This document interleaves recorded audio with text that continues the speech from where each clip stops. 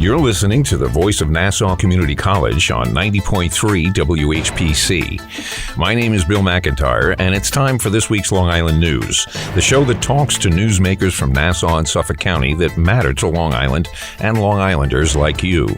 So each week we'll have a conversation about issues that affect all of us.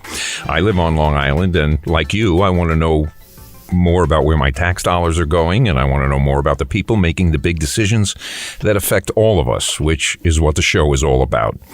But I'm very happy to welcome back to our show Alfonso Castillo, the transit reporter from Newsday and Newsday.com. So, Alfonso, thank you very much for coming back and bringing the info of whatever's going on. You've been busy the last, actually, yesterday there was a big, I guess. The last 23 years I've been busy at Newsday.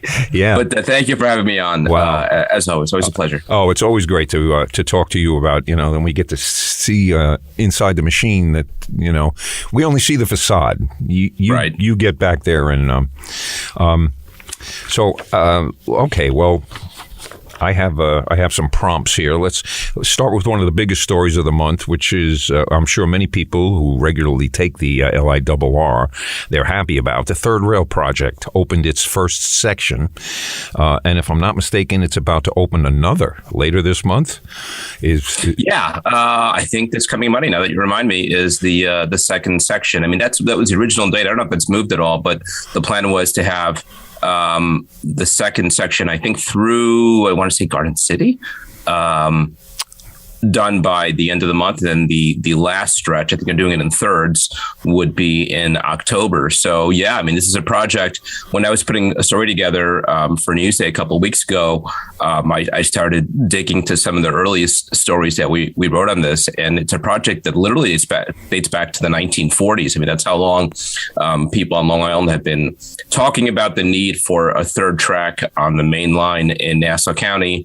And for many, many years and even decades, it felt like it would never happen, that it was so far away, and it's pretty much here. As you touched on, the first section opened a couple weeks ago between Floral Park and I think Maryland Avenue in Garden City, and the rest should be open by the end of the year, in the next several weeks and months. And yeah, they're already getting use out of it. It's a pretty remarkable milestone for the Long Island Railroad. Wow. When I was thinking about this originally, obviously, to have a third track during emergencies, that's a game changer. My question, though, thinking about, are they going to use this third track in regular train runs? Like you could have a local train and an express? Yes, I think that's precisely the point. For the moment, the new schedule that they've rolled out, which also has a lot to do with the new service to Grand Central Madison as part of East Side Access, doesn't have a huge boost in the number of trains along that stretch day to day, but the potential is there, and one of the big things they're looking to do with it is facilitate a reverse commute, and that's one of these buzzwords that's come out of Long Island Railroad for many years. And the idea is folks who are kind of going against the tide in the rush hour, folks who are coming out to Long Island from parts west in the morning and going back west in the evening. So It's basically facilitating commutes to and from jobs on Long Island. The question for a lot of people over the years is, well, is there really a reverse commute? Are there a lot of people doing it? And it kind of becomes a chicken and the egg sort of thing. Is there hasn't been that much over the years, but is it because there isn't really an easy way to do it? It's very difficult for Long Island Railroad to run trains in the opposite direction during the rush hour. So there aren't a whole lot of options. Now there's the potential to do that. So that's one of the big benefits, as you touched on, emergency situations where potentially there's a train broken down on a track. It's easier to work around that if you got that third track. So there are a lot of benefits. I mean, when you go from two tracks to three, you're talking a 50% increase in capacity. Yeah. That's, that is going to be a game changer. I had another. I'll think of it. Anyway, so now we have also the Penn Station renovation. Yep. There was a picture with new lights installed by the new escalator at 7th and 33rd. They're asking, why is it moving so slowly? What's the new projection for when this will all be done? Well, the speed at which it's moving, I guess, is subject to debate. Some people feel it's moving pretty quickly. It was back in January of 2020 that then Governor Cuomo pitched this idea. This idea had been around in some form for a number of years. By the MTA, the governor threw his support behind it again, January 2020, and then Governor Hochul kind of put her spin on the plan late last year. And by this summer, it got most of the approvals that it needed. So it's well on its way. It's not something that's going to happen overnight. I think the hope is to begin work on it sometime next year. The thought is that East Side Access is the other big project that's opening late this year, and that's going to create a second terminal for the Long Island Railroad in Manhattan over a Grand Central terminal. And the thought is that opens up this window to do work at Penn Station, because you're going to have people with a second option to go to Grand Central instead. Ridership is still a little bit down from the pandemic. So if you ever were going to take on kind of the heavy construction, the big lift that comes with rebuilding Penn Station, this is the time to do it. This project, unlike some of the other mega projects that the Long Island Railroad is involved in, I'd say is not as sort of universally beloved. There's a lot of debate over whether this is the right way to redo Penn Station. I think universally, everybody thinks Penn Station needs to be addressed. It's in really rough shape. But there's a question as to whether this is the right plan for Penn Station.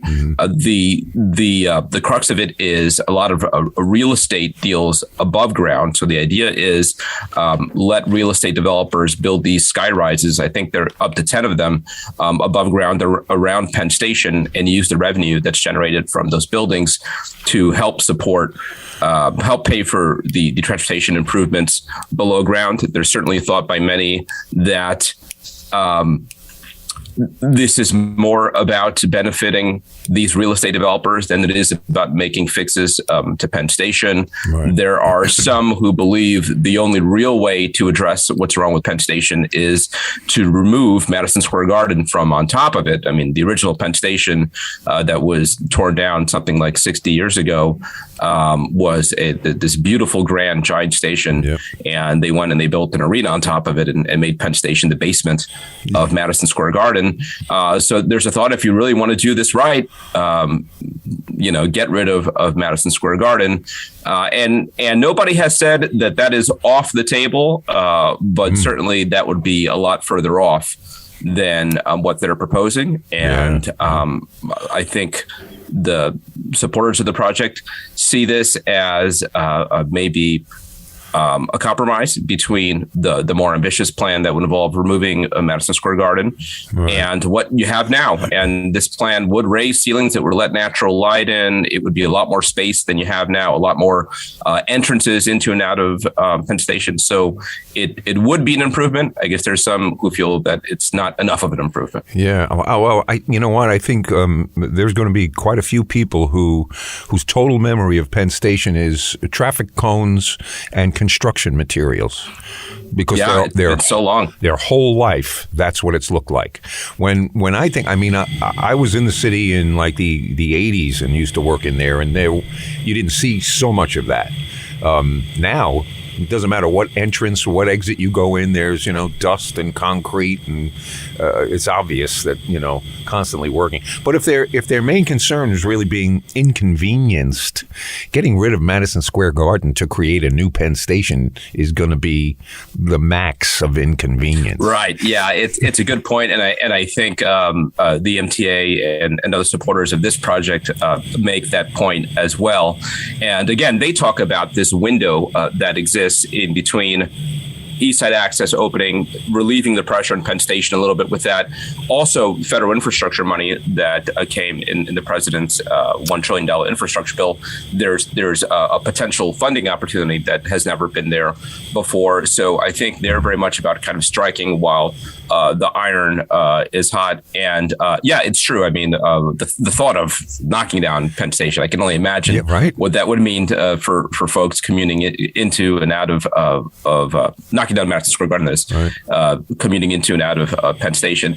That said, that doesn't mean it's not the right way to do it. Just that it would be a huge inconvenience. For what it's worth, before kind of the grander reconstruction plan that they've got planned takes shape, a lot's happening even now. And just recently, I got to see it a couple weeks ago. They revealed the first section of raised ceiling in the Long Island Railroad's concourse in Penn Station. And folks know ceilings are so low there and always have been. And since the construction, even lower. I mean, a person who's maybe a little bit above average height might have to squat down in some places. And that's really what's been the construction you've been seeing down there for a number of years is about this project to widen the corridor. They're pushing back the retail businesses several feet and raise the ceiling. And they kind of gave the first glimpse recently over on the east side where there's that new escalator that looks over Empire State Building. And it's pretty remarkable. 18-foot high ceilings there. They've lit it in a way that it's not natural light, it's not sunlight, but it feels like sunlight.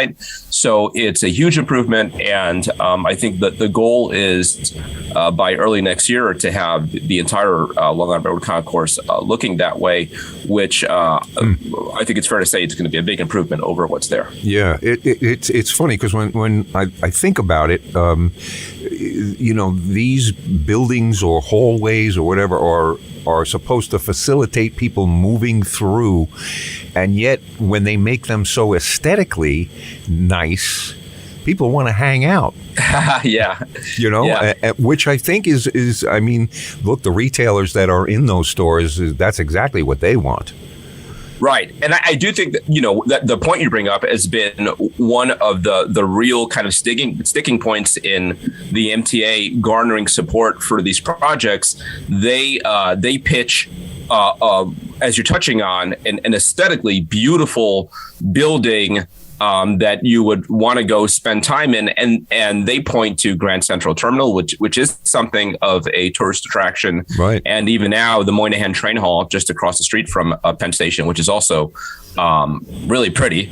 And they say, that's kind of the point of what they're doing at Penn Station. And you talk to kind of like the rank and file commuters, and a lot of them aren't buying it because their point is, I'm not looking to hang out in Penn Station. I'm just passing through. Who's got time to stop?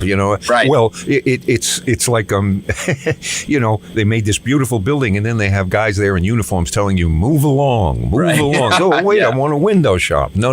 Yeah. You got to move along. Yeah. And another thing that came out of that is,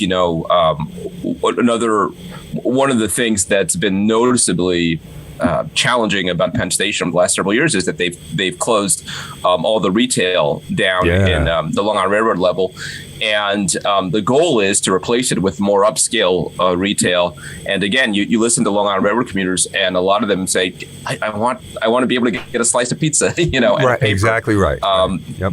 Yeah. So, I don't need to go to Penn Station to look for a Gucci bag. Exactly. That's wild. Before we were talking about the reverse commute, and I thought of it, and then it passed me by. But if this, let's just say the Southern State Parkway, if that's any indicator, in the old days, you'd be driving west or driving into work in the morning, maybe going all the way to the city, and you notice that eastbound lane, 3 or 4 cars, and that's no longer true. The battle cry has become, you're going the wrong way. You want to go east in the morning, and then you want to go west at night. And now, east in the morning is as crowded as west in the morning. So if that's an indicator of the flow of people coming and going to work, maybe they're onto something that, This kind of touches on another story that has been big on my beat. And it's actually page one of Newsday today, and that's congestion pricing. Yeah, and you look at the MTA's ridership figures during the pandemic. And even now, 2.5 years into the pandemic, they're hovering around 60% for the Long Island Railroad. And for the subways, car traffic is back to 100%, basically. Right. And that's 100% of record levels. So I do think a lot of folks see an urgency to doing something about it. When you're talking about the Southern State and really all roads out here, I don't know that congestion pricing does much or anything about that. But right. in Manhattan, which is a whole other level of congestion, I think I saw something that the average car speed driving in Manhattan is something like 7 miles an hour, which is a slow walk. Yeah. And if you've done it, there certainly is a need to do something about it. There was the first of a half dozen hearings over the last week, last night, and the turnout was remarkable. I mean, close to 400 people signed up to speak. And what was interesting is that there really was a range of opinions. I think some folks expected that it would be overwhelmingly people against these new tolls. And what congestion pricing would do is it would charge new tolls for driving below 16th Street and Manhattan.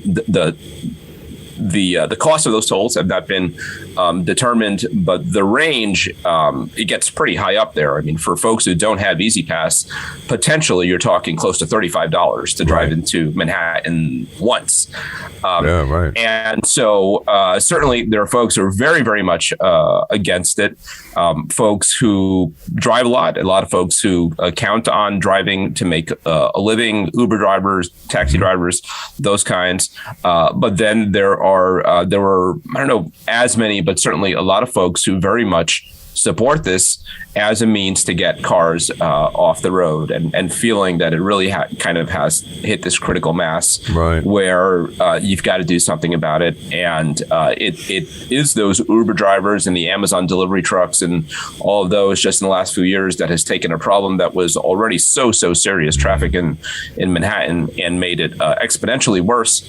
And now there's a question as to whether this is the right thing to do about it. And certainly there are a lot of folks who saw this less as a move to address congestion in Manhattan and more a cash grab. That was the word that kept coming up last night by the MTA, and a way of just raising revenue. And that's the goal here. They want to make an extra $1 billion a year with these tolls. Right. And that was my first thought. I mean, they keep saying that, well, we need to do something to lower the amount of traffic. But when you step back a second, you say, well, do you really want it lowered? Because that's going to lower how much money you get.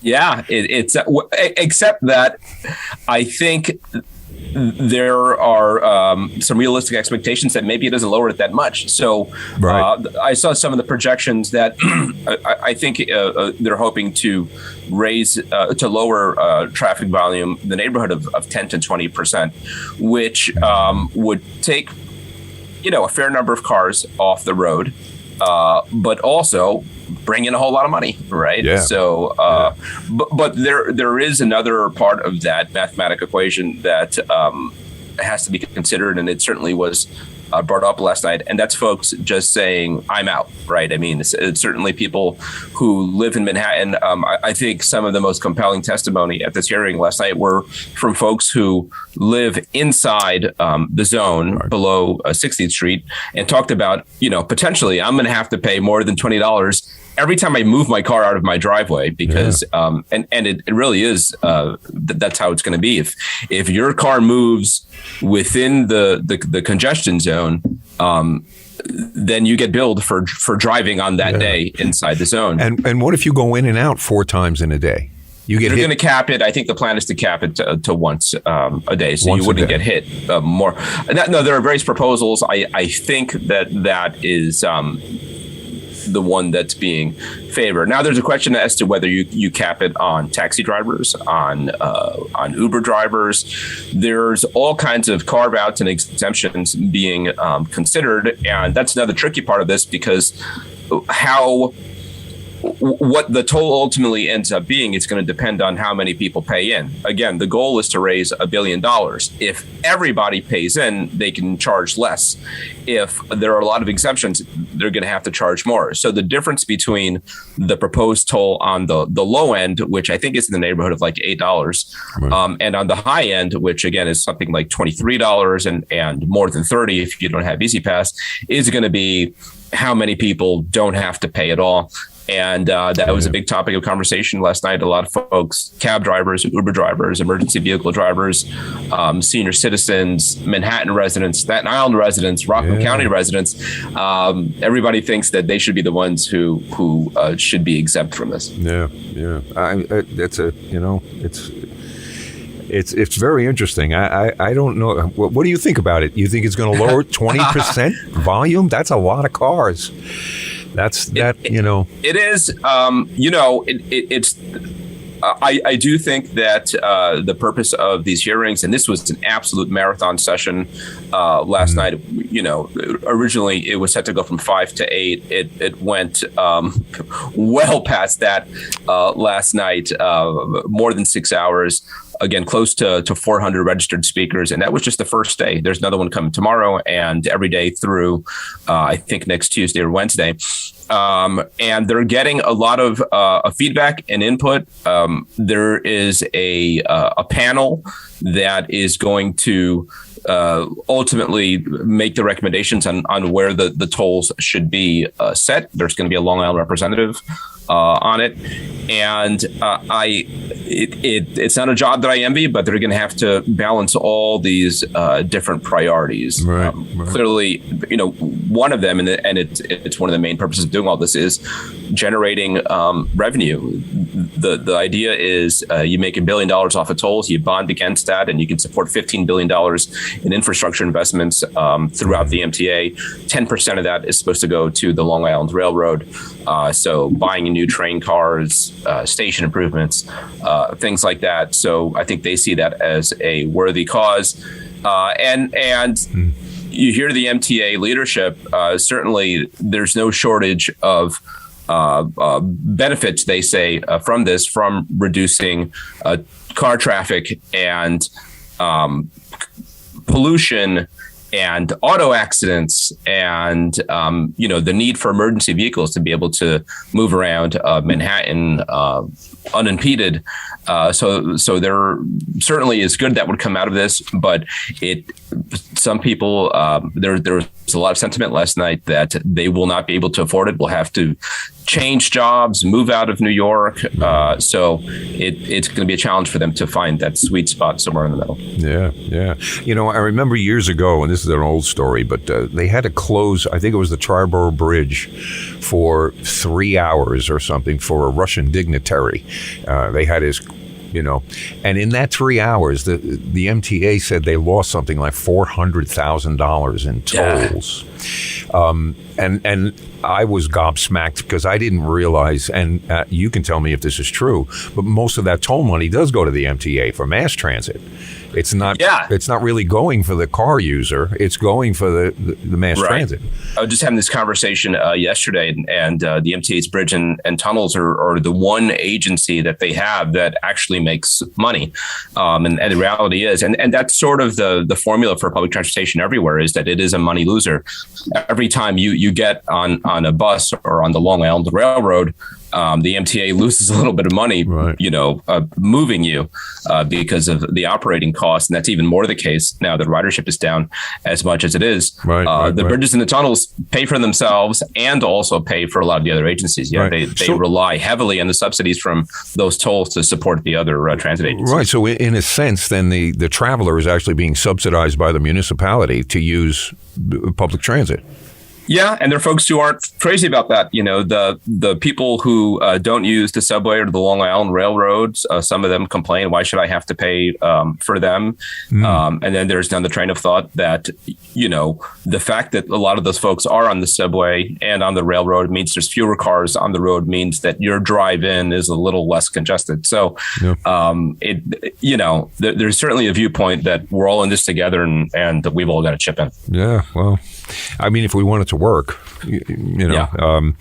there was a report yesterday from I forget who said this, Citizens Budget Commission, something about that the MTA really needs to scale back its spending plans because it may be in trouble somehow. This is all sort of related, and I think what they were talking about is, the MTA pays for its big infrastructure investments, stuff like East Side Access and Third Track, out of this 5-year capital program. Every 5 years, they put out another one.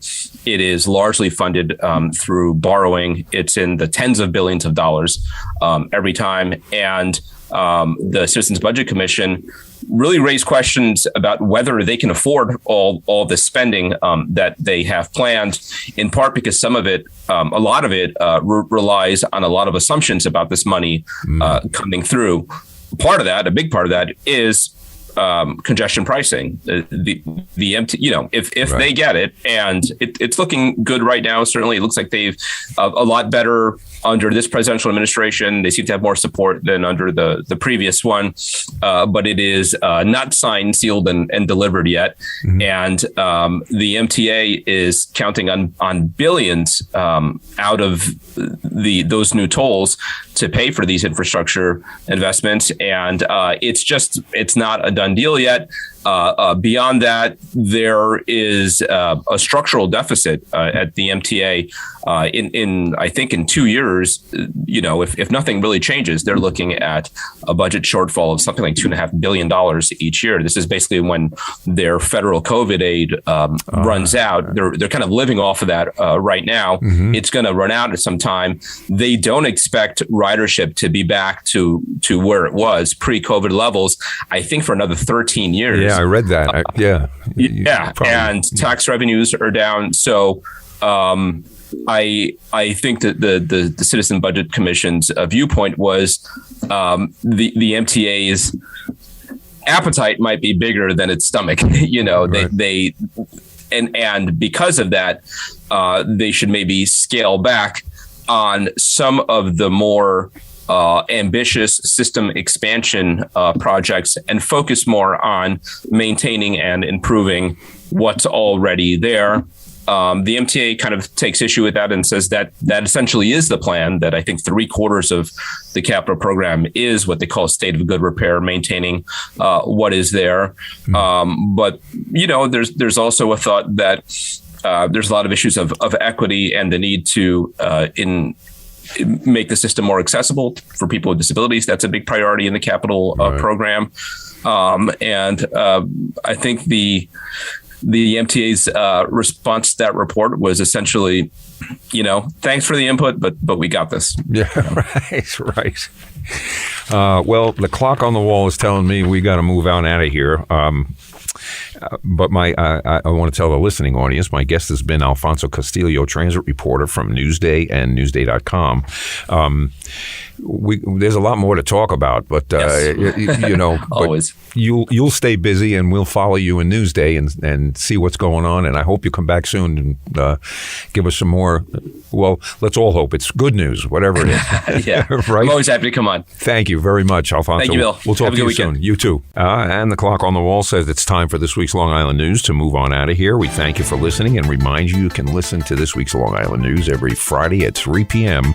right here on the station that helps you communicate, 90.3 WHPC.